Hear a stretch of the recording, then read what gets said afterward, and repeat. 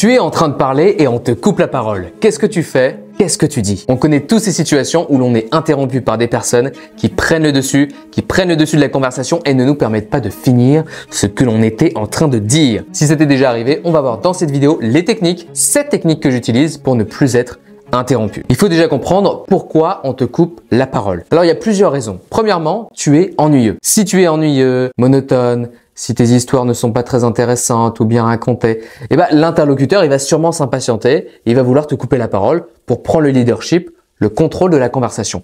Dans ce cas, tu vas devoir travailler sur comment tu peux mieux capter l'attention de tes interlocuteurs. On va y revenir. Deuxième raison, tu es trop long. Pas assez succinct. Même chose, si tu t'éternises sur un sujet, si tes phrases sont trop longues, si tu mets du temps avant de terminer, avant d'arriver à la fin d'une idée, on va te couper la parole. Mais ça peut aussi être le cas lorsque l'interlocuteur, et ça c'est la troisième raison, il est passionné par le sujet, il veut absolument réagir dessus. Donc c'est pas forcément un mauvais signe, ça peut montrer un vrai intérêt. Quatrième raison, l'interlocuteur n'est pas d'accord avec toi. C'est ce que l'on voit dans les débats, on se coupe la parole très souvent, attire l'arigot, j'ai envie de te dire. Cette proposition, soyez pas totalement hors sol. Vous n'avez pas Pourquoi est-ce qu'un ouvrier de 31 ans paierait des impôts et un consultant ou un trader de 29 ans arrêterait de payer des impôts? C'est d'ailleurs une technique que l'on retrouve dans les livres L'art d'avoir toujours raison d'Arthur Schopenhauer. C'est le stratagème numéro 18, très intéressant, je vais te le lire et je vais te l'afficher à l'écran. Si nous nous rendons compte que l'adversaire s'est emparé d'une argumentation qui va lui permettre de nous battre, nous devons l'empêcher de parvenir au bout de sa démonstration en interrompant à temps le cours de sa discussion, en nous esquivant ou en détournant le débat vers d'autres propositions. Bref, il faut provoquer une mutatio controversiae. Alors maintenant, voyons 7 techniques pour ne plus être interrompu. Première chose, dire à l'interlocuteur que l'on finit de parler. Une des techniques les plus efficaces, selon moi, et que j'utilise la majorité du temps, c'est tout simplement de dire à l'interlocuteur que l'on finit de parler. Mais attention, tout va se jouer dans l'attitude que tu incarnes. L'idée n'est pas d'être agressif. Moi donc hier j'étais avec mes potes et moi, puis je voulais savoir ce qui s'était je passé finis de samedi. parler. Dis-moi quand même ce qui... Attends, je finis de parler.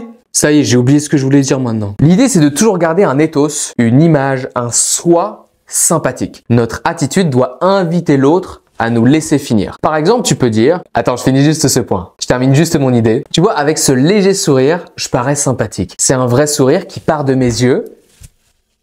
C'est pas un faux sourire où il n'y a pas de mouvement sur la partie supérieure de mon visage.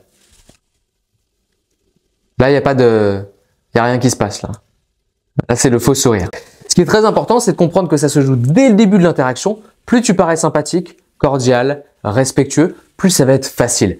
Je dis toujours à mes élèves qu'une personne, c'est un peu comme une coquille si tu veux. Coquille Saint-Jacques, bref, tu prends ce que tu veux.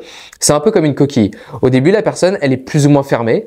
Tout dépend de son rapport au monde, mais elle est fermée car elle se protège. Et plus elle va être rassurée, plus elle va avoir de la confiance, plus elle va s'ouvrir. Garde à l'esprit quand même que si on te coupe la parole, c'est peut-être un signe que tu dois aller davantage droit au but, comme l'OM. Et je te le rappelle, je m'appelle Liam, je suis formateur en prise de parole en public, présentateur d'événements et j'ai d'ailleurs créé une méthode en 6 étapes pour t'aider à captiver ton auditoire et réussir toutes tes prises de parole, même si tu es stressé. Par contre, je t'avertis, ça ne sera bientôt plus disponible. Le lien est dans la description, on se retrouve de l'autre côté. Deuxième technique, continuer de parler. Alors là, autre technique très utilisée dans le débat, continuer de parler, tout simplement, ne pas s'arrêter. Si tu t'arrêtes de parler dès que quelqu'un parle, si tu veux, c'est fini. Tu n'arriveras jamais au bout de tes idées et bien souvent, on abandonne trop vite et on laisse l'autre prendre le dessus de la conversation. Mais ce que beaucoup de personnes font, c'est d'élever la voix. Que l'Union européenne finance la machine de guerre de Poutine à hauteur de 1 milliard d'euros par jour, c'est-à-dire 365 milliards d'euros par an. Je t'invite au contraire à tester de baisser légèrement le volume de ta voix et continuer de parler. Et l'autre chose que je voulais aussi partager avec toi, mais après tu sais bien que c'est pas forcément comme ça. Les abricots Non mais tu sais bien que c'est pas forcément. ne font pas mon ménage avec les haricots verts. Tout le monde le sait. Pourquoi c'est intéressant? En communication, on apprend que l'on utilise le mirroring naturellement. Alors, le mirroring en American si tu veux, c'est quoi? Ça vient de miroir, mirroring c'est miroir. Ça veut dire qu'on va se caler naturellement sur l'autre comme en imitant son volume de voix, sa posture, sa personnalité. Si tu veux, on s'adapte à notre interlocuteur. Je prends souvent cette image-là. Si tu marches dans la rue avec un ami et que tu marches plus vite que lui dans la vraie vie, naturellement, tu vas te caler sur sa marche. Tu ne vas pas marcher beaucoup plus vite et arriver à 100 mètres devant lui et le laisser 100 mètres derrière toi. Ça n'aurait pas d'intérêt. Tu es d'accord avec moi? Donc, on s'adapte naturellement au rythme de l'interlocuteur. En communication, l'idée, c'est de faire la même chose, c'est de s'adapter au rythme de notre interlocuteur. Donc, si tu élèves ta voix, ton interlocuteur, il va être tenté de faire quoi? Élever la voix. Tu es très fort. Maintenant, si je baisse le volume de ma voix, l'interlocuteur va être tenté de faire quoi? Baisser le volume de voix. Tu es vraiment très très fort. Tu es en grande forme aujourd'hui, j'ai envie de te dire. Ce que l'on va absolument éviter, c'est une escalade où chacun parle plus fort et ça devient n'importe quoi. C'est que tu ne peux pas élever comme ça la voix le point le plus important, le point le plus important, c'est de comprendre ce n'est pas l'objectif. Nous sommes des personnes bien élevées. Attention aussi, retiens que l'on a 2 oreilles et une bouche. C'est pour écouter 2 fois plus qu'on ne parle. Tu apprends énormément en écoutant et une conversation, c'est pas un monologue, c'est un échange. Une conversation, c'est pas un monologue, c'est un échange. Donc tu peux continuer de parler, mais encore une fois, pose-toi la question, qu'est-ce qui fait que la personne me coupe la parole? Qu'est-ce que ça veut dire? Est-ce qu'elle est intéressée? Est-ce qu'elle n'est pas d'accord avec moi? Est-ce qu'elle s'ennuie? On va devoir prendre ça en compte pour s'adapter. Troisième technique, la technique du passage piéton. Alors, pourquoi je l'ai nommé comme ça cette technique? Eh bien, c'est assez intéressant. Imaginons que tu as envie de traverser un passage piéton assez rapidement. Tu es pressé. Tu es en ville, les voitures ne roulent pas trop vite. Qu'est-ce que tu vas faire? Eh bien, souvent, on va traverser rapidement sur le passage piéton et on va faire un geste de la main pour forcer l'arrêt des voitures. On va forcer l'arrêt des voitures en leur disant implicitement merci. En gros, merci de vous arrêter, mais on a forcé l'arrêt. Et bien là, ça va être la même chose. Ça veut dire que si une personne t'interrompt, tu vas faire un geste de la main pour lui dire en gros, attends, je suis en train de finir ce que je suis en train de dire. Attends, je finis. Tu peux évidemment coupler ça avec une phrase. Je finis juste ce que je suis en train de dire. Sois intelligent socialement. Il faut pas que tu aies l'air d'un connard ou d'une personne irrespectueuse. Non, c'est pas ça l'idée. Tu peux tout à fait dire, attends, je finis juste ce que je suis en train de dire. Je finis juste ce point-là avec le geste de la main. Et je peux t'assurer qu'en l'ayant fait déjà un certain nombre de fois, je ne pense pas paraître comme un connard, comme une personne mal élevée. J'ai juste la volonté de finir mon propos. Quatrième technique que tu peux utiliser, faire un cadrage. Alors, ça veut dire quoi faire un cadrage? Tu vas cadrer la conversation pour que ton interlocuteur comprenne qu'il doit te laisser finir de parler. Tu peux utiliser des phrases du type « J'ai des points à aborder avec vous, c'est assez important, donc je vous demande juste de me laisser finir avant de réagir dessus et d'en discuter ensemble. Est-ce que c'est OK pour vous ?» Tu crées un cadre qui les met dans une posture où ils sont prêts à t'écouter et ils savent qu'ils doivent te laisser finir.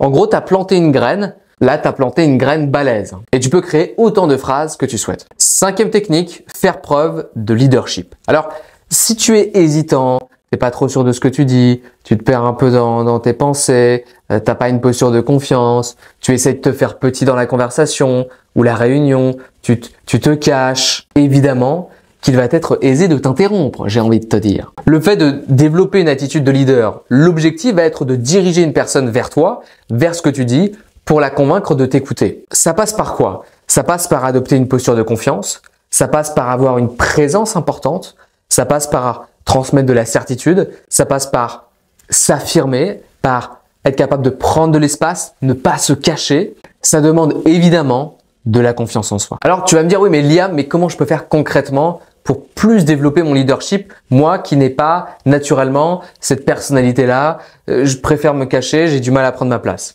Très bien. Exercice du jour. Allez, pour le fun. Tu vas prendre une liste, une feuille, et tu vas noter une action, puis une deuxième action, puis une troisième action. Ces actions doivent être inconfortables, mais suffisamment confortables pour passer à l'action.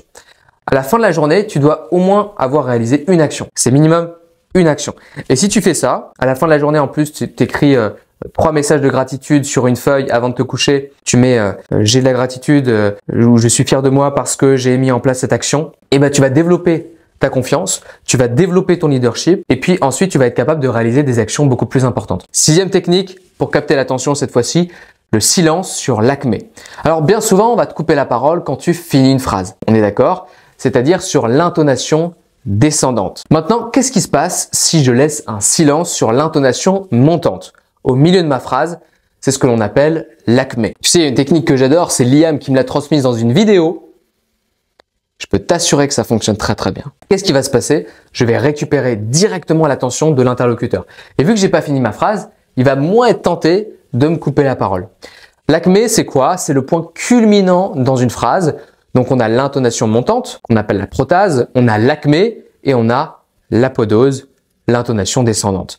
Le fait de régulièrement mettre des silences en milieu de phrase va te permettre de capter l'attention et éviter que l'on te coupe la parole, parce que souvent on te coupe la parole à la fin des phrases. Alors après tu vas me dire, oui mais Liam, il y a bien un moment où je dois terminer mes phrases. Tu as tout à fait raison et c'est extrêmement important de bien terminer ces phrases. Néanmoins, c'est une technique en plus que tu vas avoir avec toi dans ta boîte à outils d'orateur. C'est toujours ça. L'idée, c'est qu'aujourd'hui tu vas développer, grâce à cette chaîne, grâce à tout le contenu qu'on produit, une boîte à outils d'orateur que tu vas pouvoir utiliser dans plein de situations différentes. 7e et dernière technique. Alors là, c'est plus qu'une technique, c'est un principe, c'est une loi, je pourrais dire, que j'essaie d'appliquer au maximum au quotidien, que j'ai d'ailleurs écrit dans une liste avec 30 principes, une trentaine de principes de communication que j'essaie d'appliquer au quotidien. Apporter de la valeur. C'est ça, cette 7e technique, apporter de la valeur. Évidemment que si tu n'apportes pas de valeur, eh ben, on va avoir tendance à te couper la parole parce que on n'apprend pas grand-chose lorsque tu t'exprimes. La question que tu dois te poser, c'est à quel point j'apporte de la valeur? Lorsque je prends la parole, à quel point j'apporte de la valeur? Alors, apporter de la valeur, ça ne veut pas dire raconter des faits hyper profonds que tu as lus dans un journal, dans un livre, dans une vidéo, dans une conférence. Non, tu peux apporter de la valeur socialement, par exemple en faisant des blagues. Par exemple, en apportant une bonne humeur dans la conversation. Tu apportes de la valeur en faisant cela. Lorsque tu interagis avec les gens, tu apportes de la valeur. Ça peut être les blagues, ça peut être les histoires, ça peut être des études, ça peut être des faits intéressants, ça peut être de la valeur, des conseils, des principes. Ça peut être plein d'éléments différents.